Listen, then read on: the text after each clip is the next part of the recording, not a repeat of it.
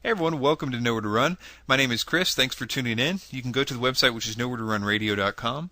My guest today is Barry Chamish. His website is barrychamish.com. He's an Israeli investigative reporter and author who has done a lot of work in investigating not just the modern state of Israel and what is going on and the truth behind a lot of the disinformation, but he's also done a lot of work as far as the history of Israel.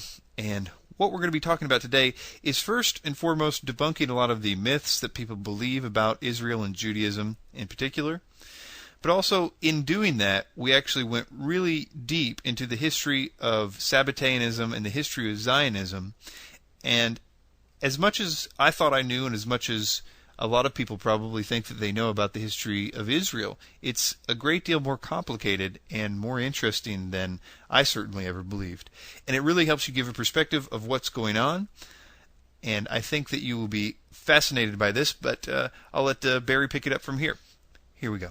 Wanted to have you on was to debunk some of the common ideas that a lot of people have as they begin to search out the truths about what's going on in the world and stuff like that. And there seems to be a more disinformation about the Israel connection than there is about really any other topic. So I just want to hit some of the more common ones first and just get your reaction about some of them. The first one would be the protocols of the Learned Elders of Zion, as it's called, which is lauded as a blueprint for the New World Order and about how to control the masses. And of course, it was used by Hitler and the Nazi regime to say that the Jews were behind a lot of the things that were going on. What's your reaction to that? What do you Well, actually, I don't believe it was used by Hitler. It was used by the Tsar, by the Russians. They used it to justify everything inside. It was also used by Henry Ford. The Nazis had other things to go with, but again, you can look this up yourself. You go on the internet to look for the sources of the protocols, and you'll find, well, the very first time it appeared was in France. In 1837. There's a later date as well in the 1860s, but everyone agrees it's a French document. And you have to, I'm going to stick with the 1837. I mean, my goodness. You go back as far as it goes. It's 1837 in France. Now, you got to realize there was no Zionism in 1837. The Zionism that eventually got Israel back was, well, it was in the 1880s in Germany and in Vienna. That's when even the word was invented. So this document just simply was not a blueprint for the Zionist takeover of anything. It didn't even exist. There was no Council of Zion. What there was in France, this is a theory, but it makes a lot of sense. There was the Priory of Zion, which, well, again, it's not my research, but it's become very popular through the Da Vinci Code. I knew about it well before the Da Vinci Code, but it was popularized that there was something that was controlling probably Europe. It was blackmailing the Vatican. Well, this was the Priory of Zion. And if anything, these protocols were a satire, which is how they were viewed when they came out of the Priory of Zion. There was no Zionism. And you'll note the word Jew doesn't appear in the protocols. That's not the claim of these. There was supposedly the learners of the Elders of Zion who said they were Jews. There's a real chance that they were French and they were Catholic. Sure. And it seems like it was pretty commonly understood that satire was about Napoleon, and then you can actually kind of follow how that was changed by the Tsar, by the Russians, and things like that to add to it the Jewish connection and things like that. Well, I've never heard Napoleon, but remember, Napoleon was finished in 1816. That was the end of him, and this didn't come out at least till 1837. So I don't necessarily buy that interpretation. Nonetheless, it was viewed as a satire of something. Okay, fair enough. All right, moving on to the Arthur Koestler. He basically. Oh, Arthur Koestler and well, first, if you could explain what the theory is generally before discussing it. Well, it's not a theory. This is rabid anti-Semitism, which the Jews don't understand. No idea why this is being used. Arthur Koestler wrote a book called The 13th Tribe. Koestler was Israeli. He wrote about kibbutzim and all kinds of things. And he wrote an entertaining speculative book. And he would just be turning over in his grave if he saw that American anti-Semites took this thesis and turned it into all Ashkenazi Jews are from Khazaria. Now, there was a state called Khazaria.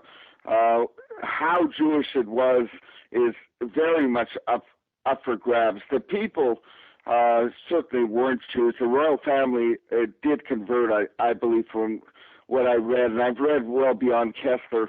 I read his sources before I even read Koestler. I thought it was always a fascinating thing that there was an independent Jewish state in Central Asia beginning the 8th century. I thought that was a terrific bit of history. But what the anti-Semites have done is that they've turned the Khazarians into a massive wave of immigrants who took over Western and Eastern Europe and became Ashkenazi Jews. And it's not even good amateur historical reading of Koestler's book. What it comes down to in this day and age, we have DNA sampling. There are traits that are Jewish in the DNA, and you go to Google and you write Jewish DNA and read it for yourself. Jews, Sephardic and Ashkenazim, share many common strands or genomes. I'm not a biologist, but this is what I've read. That joins both Ashkenazi and Sephardic Jews in a very distant past. None of the genes, none of them come from Khazaria. And in fact, what they're finding is there are Jewish genes in very high percentage of the Spanish people, for instance, are Jewish because they were forced converted and they entered the population and they share the Jewish genes. But lo and behold, no one in Khazaria shares Jewish genes. This is just utter ignorance. And even before the DNA was developed, I mean, my goodness, the Yiddish language predated. It began in the 9th century in Germany, and it became the language of the Jews. There isn't a word from Khazarian in Yiddish. And if the masses of Khazarians took over Western and Eastern Europe, there'd be some Khazarian left over in the language they spoke. I mean, it's really a very idiotic way of thinking. And by the way, anyone who buys into it, who cares? Let's say they're right. I could care less that I'm from Khazaria.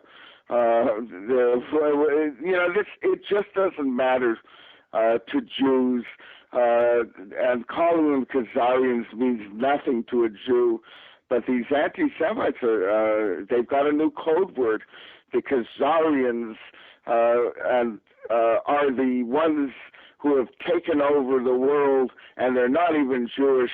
They're not related to Abraham. And well, what can you say? I mean, the whole thing is, if it weren't so poorly thought out and so dumb, it would actually be humorous. But you've got some vicious anti-Semites who somehow have turned this into the latest craze in anti-Semitism. The Jews are from Central Asia and aren't really Jews, therefore let's hate them. It's very, very hard to make logical sense out of this. And as I said, Israelis don't even know it exists. Right. Well, I'll save that one for later. So okay, let's move on to the other one. I think that was a good explanation of that. Now, this is a little bit more contemporary. The concept portrayed in the media is that Israel is constantly bulldozing Palestinian homes that have been there forever to build settlements. Is that true? What do you think about that common perception? Unfortunately, it's not true. I would love to see more settlements, and I'd love to see fewer Palestinian homes. But there hasn't been. The Israeli government sure bulldozes Jewish homes. All the time you put up a spare bedroom, there's no permit, and they come and bulldoze Jewish homes. I can't recall, even after terror attacks, when the families' homes were bulldozed as a way of preventing the next terror attack, I can't recall it being done in the last 20 years. So, do you agree or disagree that that there was such a thing as a Palestinian state before that? Let's say agree, or this is not a question of agreeing or disagreeing. There was no Palestine. This is not an issue. It was a province. Actually, it was two vilayets of the Ottoman Empire. They were part of actually the province of Syria. There has never been a nation called Palestine. I mean, that's obvious. And now, as for twisting history, you have to look at the Ottomans beginning in the 1880s, actually filling up this area with Muslims, and by the way, from very strange places, like Bosnia, Herzegovina, and Kazakhstan. The Ottomans moved Muslims into what was essentially a very empty place. And, we've got so many records, and also the observers in the 19th century went on very rough tourist holidays to the Holy Land. Big names like Balzac and Mark Twain, and I mean they all said the place was empty, that it was in desperate paucity of people. And then suddenly in the 1880s, the Turks start bringing in people, and they become the ancient Palestinians.